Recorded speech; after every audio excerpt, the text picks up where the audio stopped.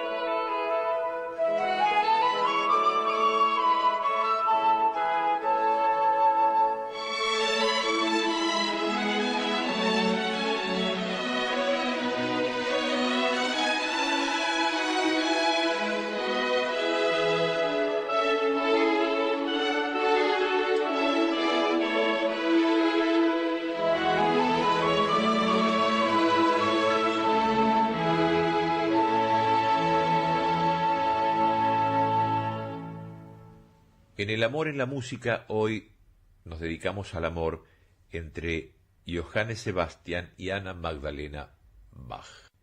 Y del cuaderno para clave que compuso Johannes Sebastian para su adorada esposa, que ofrece una interesante compilación de cómo era la música doméstica del siglo XVIII y de los gustos musicales, de la familia Bach. Los cuadernos están compuestos por anotaciones musicales de diferentes géneros, como música para clavicordio, minuetos, rondós, polonesas, sonatas, preludios corales, marchas y algunas piezas vocales en forma de aria, como esta que vamos a escuchar ahora, Bist du bei mir. Dice: si estás conmigo, con alegría me iré y descansaré. Ah, cuán grato sería mi fin si tus bellas manos cerraran mis fieles ojos. Anteriormente escuchamos del cuaderno de Anna Magdalena Bach una versión hecha para orquesta y fue la de Filadelfia, bajo la dirección de Eugene Ormandy. Y ahora, este Bist du bei mir, en un arreglo especial para soprano y 5 metales. Ella es Anna Schumarina y la Lemberger Gold Brass.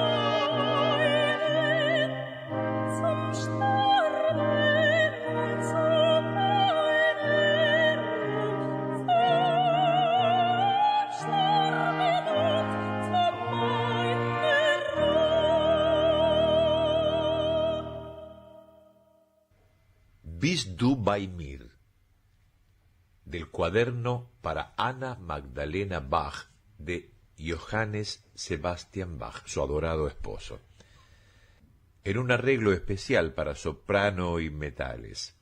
La Lemberger Gold Brass, 2 trombones, una tuba, 2 trompetas, y la soprano Anna Schumarina. Chau.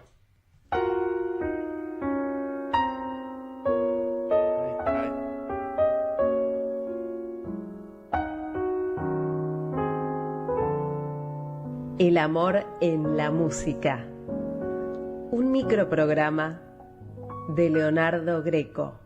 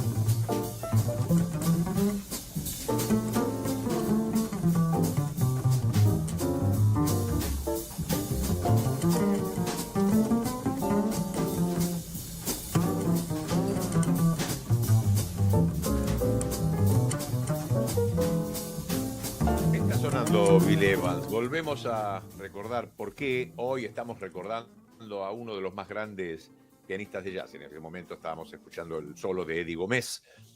Le dicen Gómez porque sí, porque es Gómez. El tipo.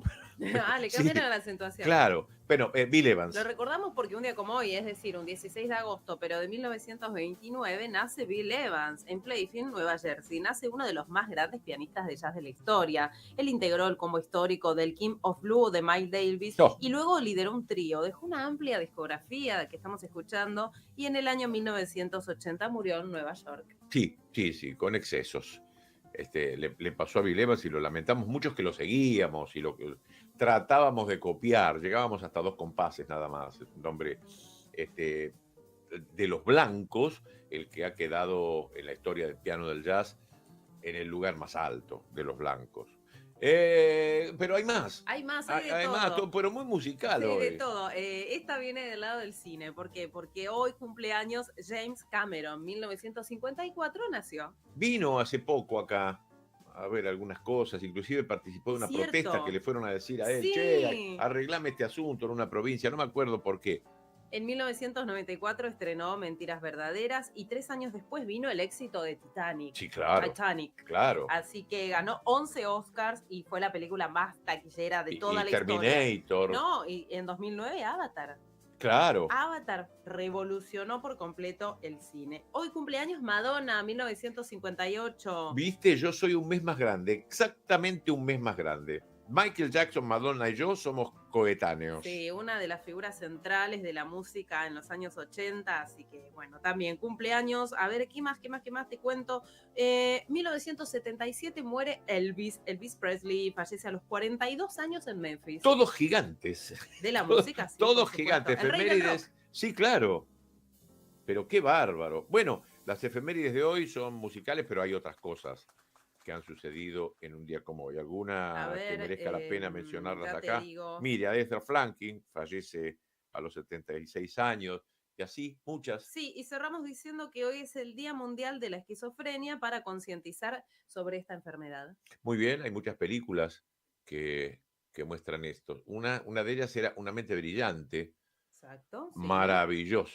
Maravillosa, que ganó Oscars, por supuesto, fue premiada. También es el cumpleaños de Moria Kazan. ¡Ah! Y es de Leo. Sí. La One. De las divas, de las grandes divas, es la que se mantiene siempre rompiendo esquemas, de la que se mantiene joven por siempre, más allá del aspecto que pueda tener, cómo lo va cambiando y todo, pero muy abierta, muy avanzada de cabeza. Las otras que tenemos en esta especie de pléyade en la Argentina, Mirta, que es admirable, cómo mantiene la lucidez que tiene para conducir programas de televisión, que a su vez lentamente ha cambiado su mentalidad con el tiempo, porque sabemos muy bien lo oprobioso que era escucharla opinar sobre todo, inclusive la homosexualidad y las cosas aberrantes que ha dicho en su mesa. Hoy está mucho más cuidada. Y después Susana, que es una de esas divas, pero olvidables, que no se ayornó y demuestra un gorilismo que ni Mirta tiene, ¿no? O sea, me parece que vuelve a la televisión. Sí, vuelve porque, claro, se fue de Argenzuela, como decía ella. Hoy muchos argentinos quisieran vivir en Venezuela con su estabilidad económica y con la cantidad de posibilidades de trabajo que ofrecen, pero bueno, nada, es un personaje reaccionario, pero la gente la quiere, no sé por qué, pero la quiere. Y ahí están las 3 divas. Para mí, la de más avanzada es Moria Kazan. Bueno, pero nos vamos a meter en temas menos livianos que estos, porque en el día de ayer hubo reuniones entre ayer y antes de ayer en la Cámara de Diputados, y están aquellos temas urticantes que se tendrían que haber tratado para tomar una decisión, y sin embargo no se tomaron las decisiones que se hubiese deseado. Por ejemplo, contra aquellos diputados que fueron a visitar a genocidas, o sea, negacionistas, la anuencia de Patricia Bullrich para que esto suceda. También se trató sobre el tema del ataque sufrido el atentado contra Cristina Fernández de Kirchner, muchos temas que a nosotros, los de este lado, nos interesan, que a ellos les molestan, quisieran liberar genocidas, quisieran que Milman quede impune, lo están logrando. Tanto Patricia Bullrich como Milman están impunes de haber participado ideológicamente de ese atentado. Pero bueno, todo esto se discutió y vamos a tener entre algunos videos y lo que preparó Camilo García un resumen de lo que allí se ha discutido. Es interesante también traer a colación algo que en esa misma Cámara, pero en el 2016, Fernanda Raberta había mostrado de lo que es el ataque a las mujeres representado en una, que es lo que dijo la Nata, una pobre vieja y enferma, que la verdad que goza de buena salud. El otro día fue recibida en el Instituto Patria por miles de personas. Lo mismo sucedió en Comodoro Pi, cuando ella fue declarada ya como víctima del atentado. Y la Nata está internado, está en un estado grave, la recuperación neurológica va a ser complicada, lo dijo la esposa, sigue estando semidormido siempre, medicado, la cuestión renal, él se había sometido a una operación, a un trasplante, su anterior mujer le había donado un riñón, pero parece que eso es lo que está fallando. No es un muchacho, así que viejo y enfermo está él, y de pobreza, en estos casos la guita no te ayuda de nada. Le deseamos una buena recuperación porque, digo desde acá, es un buen periodista. Un buen periodista. Todo su arte, todo su ingenio lo puso a trabajar para el enemigo que él había denunciado, el Grupo Clarín. Pensó en él. Bueno, que lo perdone Dios. Hizo mucho daño a la patria, usó su genialidad para el mal y, así como pasó con Werner von Braun, inventó los misiles B1 y B2 que sembraron la muerte en Londres para los nazis y después hizo que el hombre llegara a la luna. Todo su conocimiento usado para el bien y para el mal. Comenzamos con un diputado joven de Entre Ríos que se llama Tomás Ledesma, después Raberta y después los demás audios. Si no sabrían a quién estaban yendo a ver aquel día, hubiesen publicado la foto como lo hacen constantemente en las redes sociales, comunicando absolutamente todo lo que hace, y la escondieron y la foto se conoció porque se les filtró. Y como la argumentación todavía se refuerza aún más, hay que ir hacia una decisión que tomó el Poder Ejecutivo Nacional el día de ayer, cuando deciden eliminar el organismo encargado de trabajar para recuperar y averiguar la identidad de todos los nietos, de los más de 300 nietos que todavía faltan encontrar en la Argentina. Quiero decirle, porque también se ve al fondo, se ve una cruz que representa al cristianismo. Y quiero decirle, como creyente, pero sobre todo como argentino del bien y argentino del derecho y argentino de las instituciones, de la República y la democracia, que creo en la reinserción social de quienes son condenados y que creo en el arrepentimiento, pero no fueron a ver gente que esté arrepentida, porque siguen ocultando la información de dónde están los nietos que todavía no recuperamos. No van a ver gente que se arrepienta de lo que hizo, van a ver gente que, si los preguntan en la privacidad y probablemente en estos tiempos también en público, siguen reivindicando el proceso militar del cual fueron parte y le costó tanta sangre a los argentinos y argentinas. Pero me quiero referir puntualmente para que reflexionemos y nos preguntemos y pensemos cómo se construye ese odio hacia las mujeres y cómo se construye ese discurso que permite una violencia inusitada, una violencia que nos provoca indignación y que hoy nos convoca al paro y nos convoca a la movilización. Por eso, presidente, me quiero referir brevemente a este proyecto en particular, permitiéndome escuchar el siguiente audio. Ahora, usted sin nada es solo una pobre vieja enferma y sola, peleando contra el olvido y arañando desesperadamente un lugar en la historia que ojalá la juzgue como la mierda que fue. Este discurso violento contra las mujeres, este discurso contra la expresidenta de la Nación, Cristina Fernández de Kirchner, debe ser repudiado por el conjunto de los partidos políticos que acá convivimos, debe ser un reclamo para revisar las maneras violentas, discursivas que se producen en los medios masivos de comunicación, debe permitirnos reflexionar en qué sociedad estamos viviendo y qué sociedad queremos construir. La expresidenta de la Nación, Cristina Fernández de Kirchner, no está sola porque millones de argentinos y argentinas la acompañamos con el corazón, con el cuerpo y con la cabeza para seguir construyendo una Argentina de iguales. Gracias, presidente.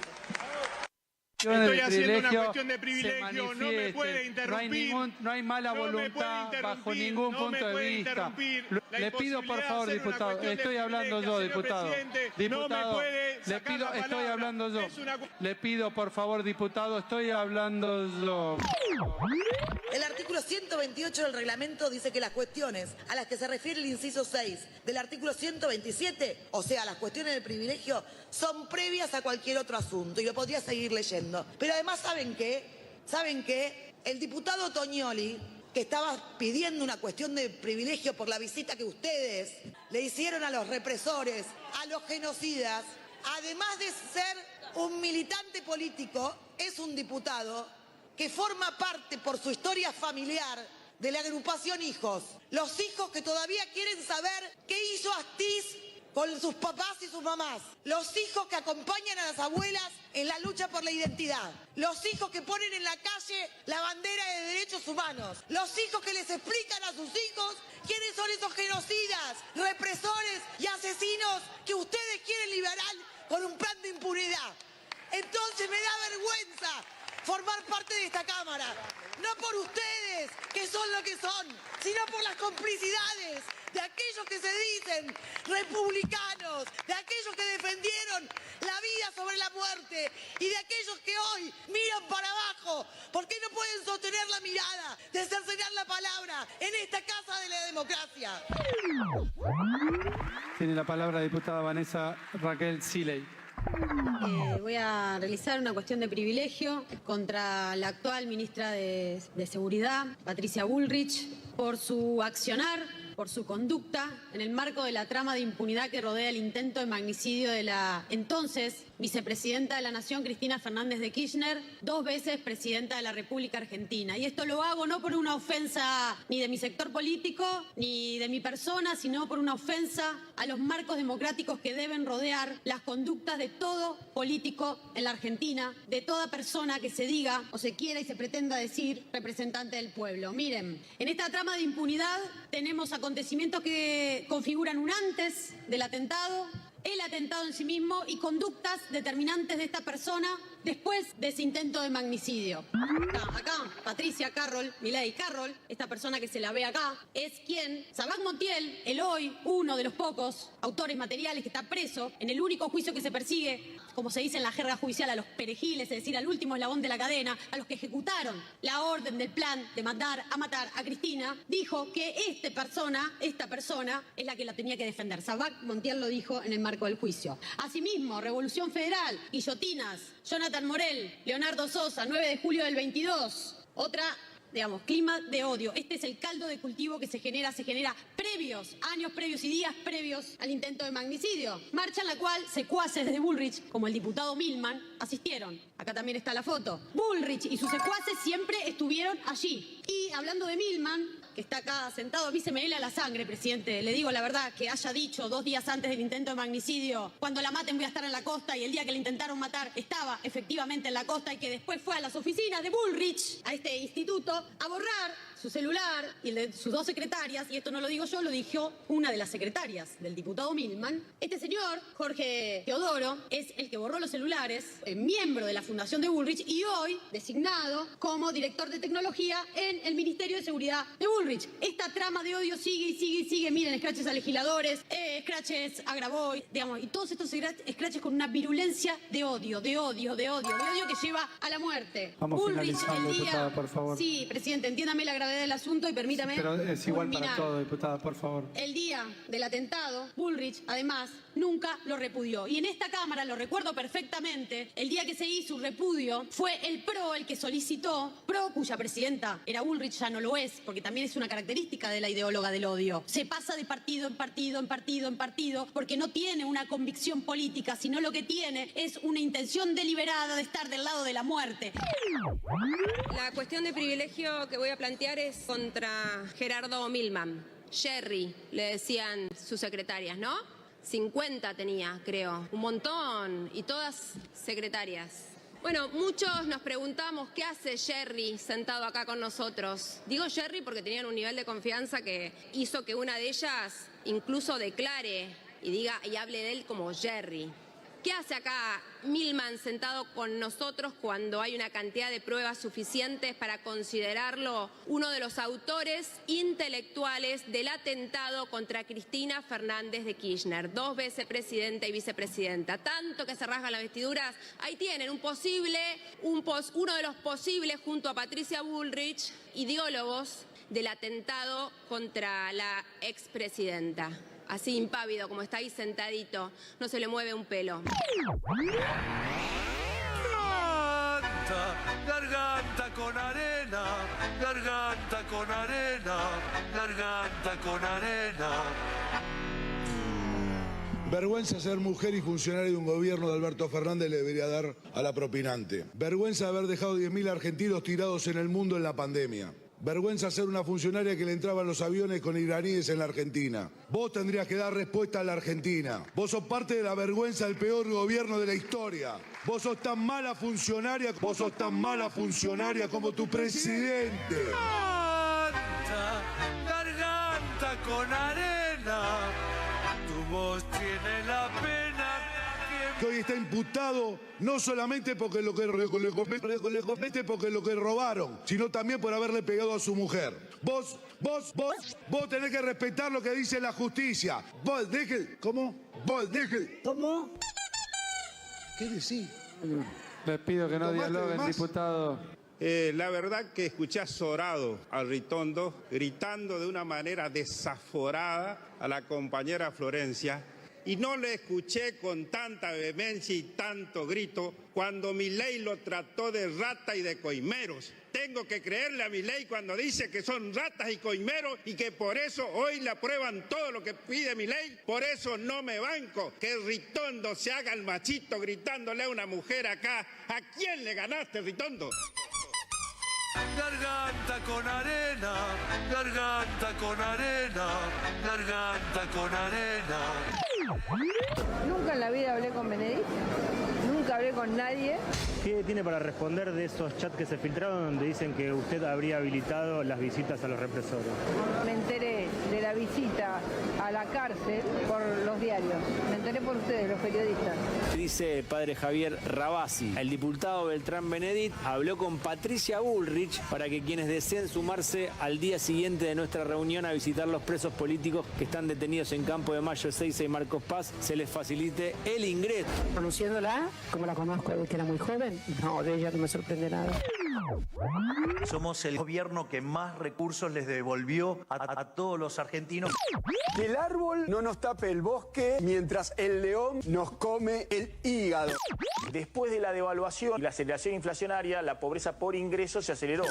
Lo único que genera la devaluación es simplemente mayor inflación, mayor pobreza, mayor inflación, mayor pobreza. La pobreza llegó al 54,9% y la indigencia al 20%. Inflación. 1 millón de niños y niñas se van a dormir sin comer. Mayor inflación en hogares monoparentales se eleva a 4,5 millones. Las familias lo que hacen es priorizar que los chicos coman y los adultos en este caso se quedan sin las comidas. Con el 0,03 del PBI, vos sacás a todos los chicos de 0 a 17 por fuera de la línea de indigencia. Porque también subió fuerte la indigencia, subió de 10 a 20%. La situación que se vive en Argentina y que lamentablemente viene creciendo. En torno al 70 de pobreza general y un 30 de pobreza extrema. 55% de pobres Los casi pobres que están entre una canasta y una canasta y media básica total, un 18,3%, lo que llevaría entonces este número al 73,3%. Inflación. El salario mínimo vital y móvil está en mínimos históricos. En estos 7 meses de gobierno de Javier Milei perdió un 35%.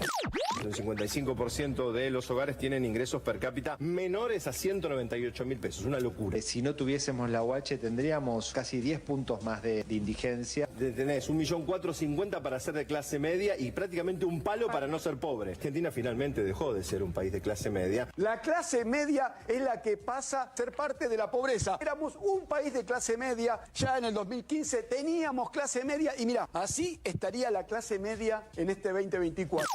Donde la mayoría son pobres o están en una pobreza vulnerable, Milei lo hizo. Háblame de gestión ahora. Estamos hablando ya 10 millones de niños que consumen menos carne y lácteos respecto al año pasado. Más de 7 millones de niños viven en la pobreza en Argentina. Si un chico no tiene la cantidad adecuada de calorías para poder subsistir, lo que afecta es directamente al desarrollo cognitivo. Esto es simplemente una transferencia de ingresos de las mayorías a un sector concentrado muy reducido. Bien, continuamos en vivo. Con más información. Información de la República Argentina ahora porque el presidente Javier Milei, con parte de su gabinete, formó parte del Cóncil de las Américas, donde brindó algunas declaraciones. Pidió, por ejemplo, un poco más de paciencia para levantar las principales restricciones cambiarias, pero compartimos con ustedes una nota que detalla la palabra del mandatario nacional. Y como si todo esto fuera poco, todo este proceso de estabilización lo estamos haciendo con recomposición de precios relativos. Es interesante, todo el mundo ve el milagro, menos los argentinos. Todo el mundo ve el milagro, menos los argentinos.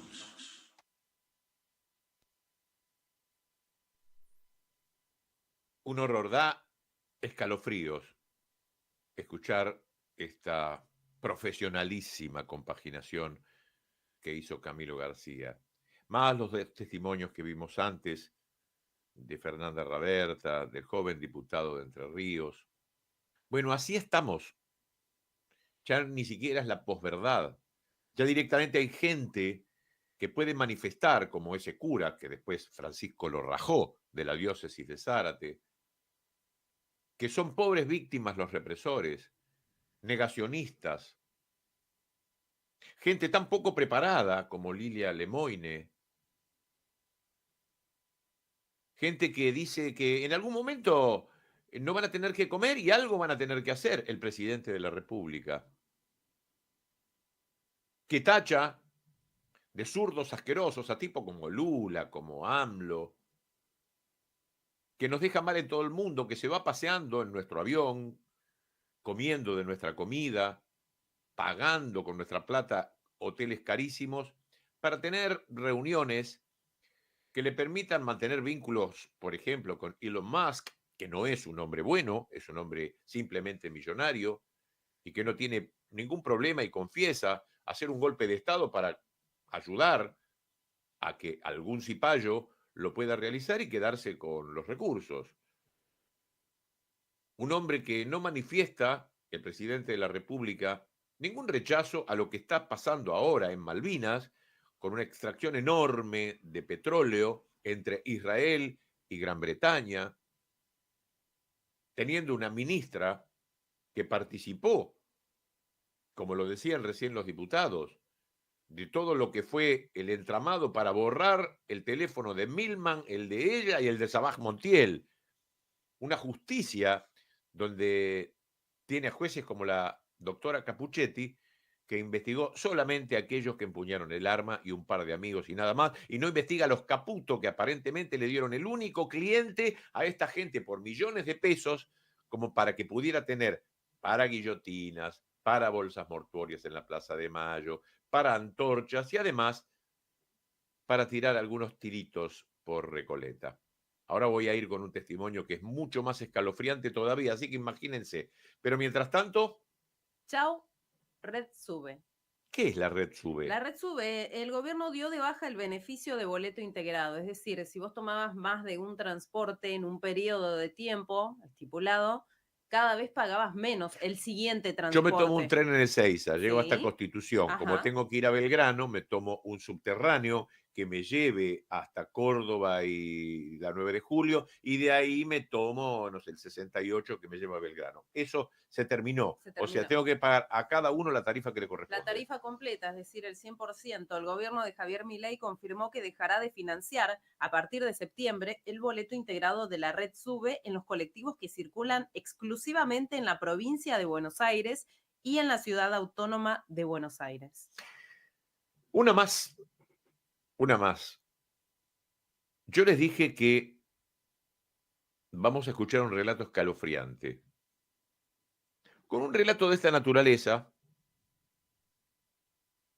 en un país más o menos ordenado, donde las instituciones funcionen, esto sería un escándalo. Hace como 4 días que esto me apareció primero por las redes, no sabía de quién se trataba, hasta que después fue apareciendo de nuevo, un poquito, y me averigüé lo que vamos a ver y escuchar ahora de quién se trata.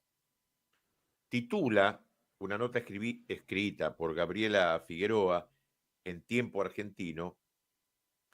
Denuncian que el hijo, un juez que antes pertenecía a la comisión directiva de Boca, o sea, un hombre de Macri, y que también está estudiándose en el Senado si va a ser miembro de la Corte Suprema de Justicia, otro amigo de Macri.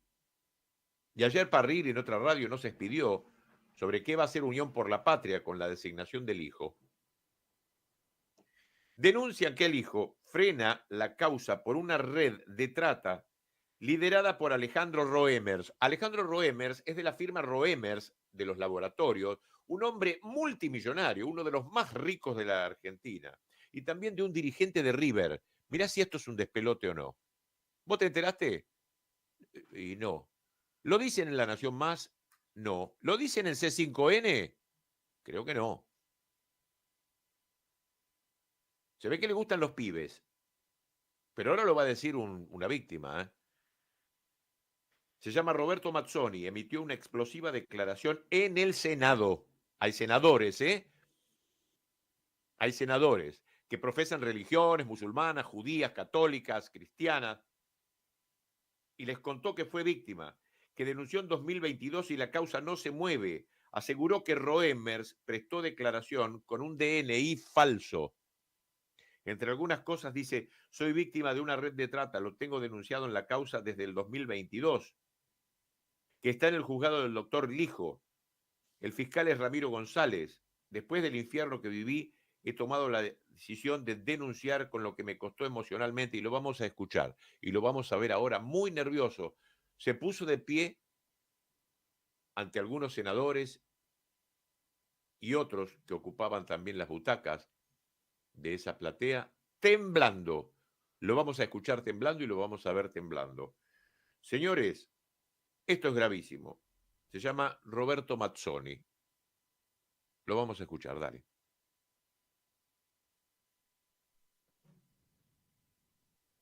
Yo te voy a decir bien. Yo soy víctima de una red de trata. Ahí está. Lo tengo denunciado, la causa es 1052/2022. Está en el juzgado del doctor Ariel Lijo. El fiscal es Ramiro González. Después de un infierno que viví, he tomado la decisión de denunciar, con lo que eso me costó emocionalmente, con lo que cuesta tomar esa decisión, a lo que para mí es la red de trata más grande de la República Argentina. Los imputados son Alejandro Roemers, el dueño del laboratorio Roemers, el señor Matías Barreiro, directivo del Club River Plate, dueño del sanatorio Colegiales, y después hay un montón de gente más que está demostrado. Acá no hay que ir a ninguna hipótesis. Acá yo tengo demostrado cómo captan a Alejandro Roemers de gay, cómo capta, qué preferencias tienen, blanquitos, chiquitos y lampiños, cómo paga comisiones para las presentaciones de menores de edad, otras para mayores de edad. Lo mismo este chico Matías Barreiro. Pero después de 2 años y pico, me encuentro con que el doctor Lijo hasta ahora a mí, Comodoro Pi, solo me humilló, me trató mal y me hizo pasar los peores momentos del mismo infierno que yo venía a denunciar. Hasta el día de hoy no llamaron a ninguno de los testigos. Hemos tomado declaraciones nosotros. Tengo apoyos de las ONG, gracias a Viviana Camino se presentó en el expediente. El fiscal también, no solo no hicieron nada, sino que hasta han tomado comparecencias con DNI falsos al imputado a Alejandro Roedmers en ventanilla de Comodoro Pi. O sea, la secretaria del juzgado, que en este caso se llama Paola Cohen, es como la fedataria del juzgado. Dice que se presenta a este señor, que le da el DNI, le toma los datos y se lo devuelve 2 veces. Las 2 veces el DNI es falso. Yo, o sea, uno de los dos miente porque está la firma de Roedmers, el DNI es trucho. Entonces, cuando yo veo esta impotencia, porque ya no sé a quién acudir, estoy hablando de la gente más poderosa. Estás hablando de un Ariel Lijo, estás hablando de un Alfredo Lijo, estás hablando de un Alejandro Roedmers. La escuchaba a Vivi hablar también de cómo a veces está involucrado también entidades religiosas. Ustedes se meten en el Instagram de Alejandro Roedmers y dice que es el vocero del Papa Francisco. Y hay un montón de detalles que yo no les puedo contar para ahorrarles momentos agradables. Pero la vengo pasando, no solo la pasé mal, gracias a Dios estoy reconocido como víctima en el expediente. Hace 2 años y algo, pero el expediente no avanza. Cuando me pasa eso, perdón por los nervios. Y bueno, voy a ver si por lo menos puedo tener una voz y voy a los canales de televisión para que esto se haga público. Me empiezan a hacer reportajes hasta que me llaman de América, Rolando Graña. Meses reunido con Rolando Graña y mis abogados. Filman en mi casa a mí, a otra de las víctimas. Tenía que salir en un programa que se llama GPS y venden las notas al señor Roedmers. Entonces, ¿qué hago? ¿A quién acudo? Estás hablando de gente que dice, nosotros hemos escuchado víctimas que dicen cómo Roedmers a distintos chicos de diferentes edades los pone en su casa sin remera y con los otros empresarios que están nombrados, algunos en el expediente, en las declaraciones, que son los empresarios de la misma talla de este tipo, son los que manejan el país. Tengo un juez que los encubre, tengo un juez que toma comparecencias truchas, tengo un juez que ni siquiera tiene el domicilio real de Roedmers, por si hay que hacer un allanamiento, no hay domicilio real. O sea, presentó una exhibición de prisión con DNI falso. ¿A dónde voy? Ya no sé dónde más buscar justicia. Entonces, ¿qué pasa cuando tenés un código penal o cuando tenés todo eso, pero en realidad los que tienen que aplicar están involucrados o de alguna manera están encubriendo y no sé si participando? Gracias, Roberto. Gracias.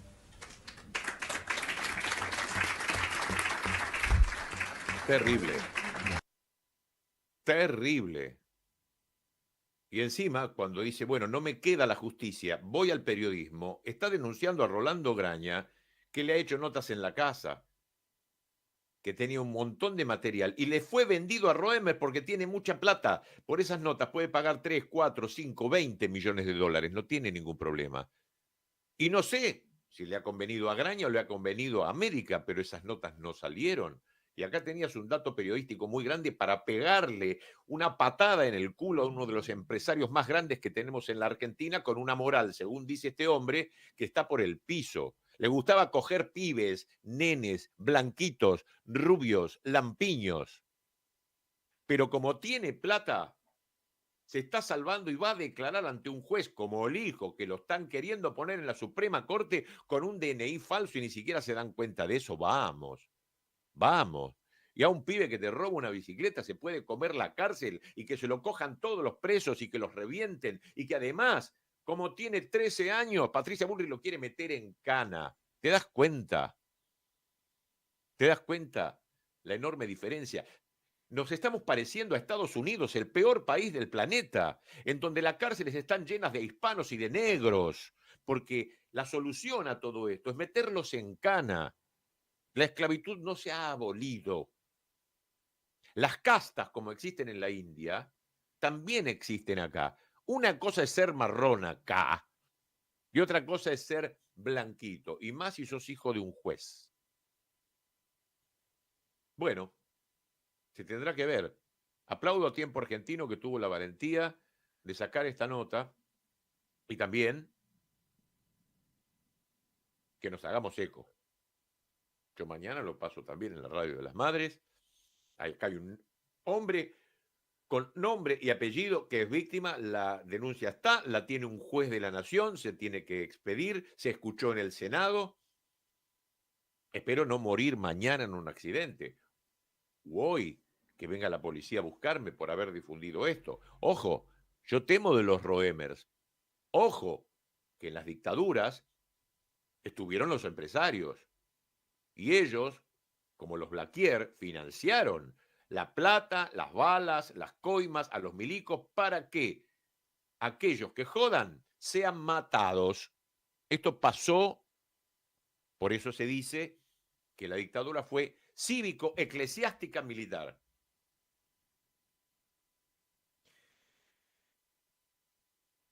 ¿Por qué? Porque también hay negocios que hacer. Por ejemplo, el aerolinicidio. ¿Te gusta esa palabra? Es un neologismo que significa hacer que se suicide sola nuestra empresa de bandera, Aerolíneas Argentinas. Vamos a pasar un informe que se llama aerolinicidio, pero también otra cosa que pasó en la comisión en diputados, en donde se metió Hugo Yasky brillantemente a contestarle al secretario de Transporte de este gobierno que estaba mintiendo. Pero como nadie es avesado, nadie tiene asesores que informen, te comes las cifras que te tiran, que como Milei ya sabemos que es mentiroso, Macri es mentiroso, todos sus secretarios tienen que ser mentirosos, así como mentiroso era Alberto, ¿eh? La única que dice la verdad siempre es Cristina, y lo fue Néstor. Pero después es un país donde la mentira funciona. Bueno, ahora vamos a escuchar entonces primero el aerolinicidio y después al pobrecito secretario del Transporte tapado por la mierda de información verídica que Hugo Yasky le tiró. Ahí va. Aerolinicidio. Argentina sin aerolíneas. La política de cielos abiertos que ejecutó el gobierno de Macri y ahora el de Milei, con el aval de toda la oposición, busca la desaparición de Aerolíneas Argentinas. Solo Chile posee más de 360 aviones entre LATAM, JetSmart y Sky. Aerolíneas tiene apenas 84. Las aerolíneas chilenas podrán volar hacia nuestro país sin ningún límite, además de hacer cabotaje en nuestro territorio con aviones de matrícula chilena y tripulaciones de ese país. La ANAC pierde así su capacidad de control sobre los aviones y tripulaciones habilitados en Chile u otros países con acuerdo de cielos abiertos. Las aéreas extranjeras pagarán sus impuestos fuera de Argentina, utilizarán técnicos de otros países, podrán explotar nuestra carga aérea nacional e internacional y no volarán a los destinos aéreos argentinos sin rentabilidad a menos que se le otorguen subsidios. Es evidente que habrá una descomunal competencia desigual contra Aerolíneas Argentinas, dada la gran diferencia de recursos financieros y operativos que tienen los capitales globales que gerencian las aerolíneas extranjeras. El final será fatal para Aerolíneas y la consecuencia será mayor desocupación y depresión económica, falta de vuelos a todas las provincias. Según el informe de gestión presentado por Aerolíneas a fines de 2023, los estados contables de medio término arrojaron un déficit de $48 millones auditados por la AGN y KPGM. Aerolíneas, según su informe de gestión, transfirió al Estado 176.000 millones de pesos en impuestos, contribuciones y tasas, de enero a octubre del año 2023. Genera también PBI por turismo, negocios, inversión extranjera, trabajo e intercambio cultural. Cuanto más pasajeros transporta, más aporta al Producto Bruto Aeroportuario. Entre enero y octubre de 2023, el aporte en tasas e impuestos al PBA fue de 217.267 millones de pesos. En 2022, transportó 11,6 millones de pasajeros. En 2023, superó los 14 millones de pasajeros. La Argentina, por su extensión territorial, es un país aerodependiente. Una conectividad aerocomercial expandida en todo su territorio es indispensable para comunicarlo e integrarlo, además de posibilitar la asistencia sanitaria entre las provincias y la Ciudad Autónoma de Buenos Aires. En 2023, por primera vez en 16 años, Aerolíneas incorporó 2 aviones cargueros. Se transportaron 18.000 toneladas de carga hasta octubre de 2023. Solo las operaciones a Río Grande produjeron ingresos por 11 millones de dólares. Generó un valor de producción de más de 83 millones de dólares. Aerolíneas Argentinas son 2 empresas en una: la de servicios de transporte de pasajeros y carga, y la de servicios de mantenimiento y reparación aeronáutica, a propios y a terceros. Emplea directamente 11.600 personas y genera más de 100.000 puestos de trabajos indirectos e inducidos. Si Aerolínea no existiera, habría que crearla. Que desaparezca sería un crimen contra los intereses nacionales. El plan desguace de nuestra línea aérea de bandera se completaría con los proyectos que trascendieron para vender instalaciones: el Hangar 5, el más moderno y grande de Sudamérica, los simuladores de vuelo y el centro de capacitación. Entregar a Aerolíneas Argentinas no es la solución. La industria nacional, estatal y privada es imprescindible para crecer y generar trabajo, junto con la inversión extranjera real. Necesitamos preservar nuestras empresas y desarrollarnos con innovación tecnológica y una fuerte reindustrialización. Argentina no sería mejor sin Aerolíneas. Repetiríamos nuestra funesta historia. El país necesita una Aerolíneas Argentinas más fuerte y con sus finanzas equilibradas.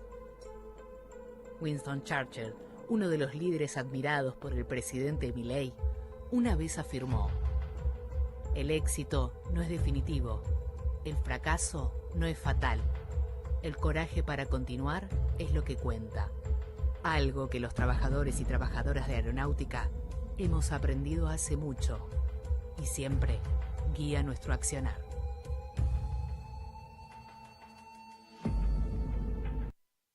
La relación de Aerolíneas Argentinas, que decía que era buena, no me refería a que sea la óptima en cuanto a la cantidad. Aerolíneas Argentinas tiene un promedio de 145 trabajadores por aeronaves y la media mundial está entre 80 y 100. Es decir, Aerolíneas Argentinas tiene un exceso de la dotación, más allá de que podemos calificarla si es buena o mala, que nosotros creemos que el recurso humano de Aerolíneas Argentinas técnicamente es un personal que califica, que ha sido muy bien capacitado, pero está excedida en la dotación cuando comparamos con la media mundial, que, insisto, el personal por aeronave oscila entre 80 y 100 trabajadores. Aerolínea hoy tiene 145.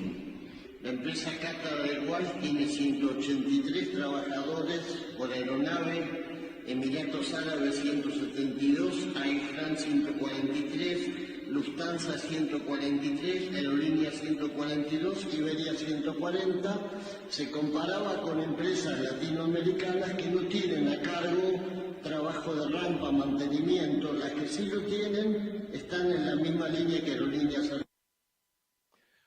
Muy bien por Yasque, muy bien. Casi todos los secretarios y ministros que van ahí son todos ignorantes. Gisela Miranda, nos vamos. Nos vamos. Pásela bien. ¿Va a seguir frío? Va a estar frío durante toda la jornada, pero atención con la viruela del mono, Ojo Sí. con eso. Sí, se ha detectado Declararon acá. emergencia sanitaria. Sí, algo que había en África nada más, la viruela del mono. No te agarra viruela, pero te agarra una gripe que te puede matar. Sí, mañana mínima de 9, máxima de 16. Chau a todos. Pásenla Chau. bien. Buen fin de semana. En Caput pasan cosas. Yo no quiero llamar periodistas a los sirvientes. No quiero llamar periodistas a los que cobran para destruirnos. Estos que se dicen periodistas y que dicen la verdad pero a medias, hay que ponerles otro nombre. Yo hablo de los verdaderos periodistas. Hay cantidad de radios como esta que se juegan, que les cuesta, que es un esfuerzo enorme, pero que siguen estando en el aire. Me parece que eso es lo que hay que reivindicar. Radio Caput. Yo hablo de los verdaderos periodistas. Esas cosas. ¿Querés arrancar la mañana bien informado? Infosiberia. Las noticias en tu celular. Manda un mensaje de WhatsApp al 11 3205 8813 y recibilo gratis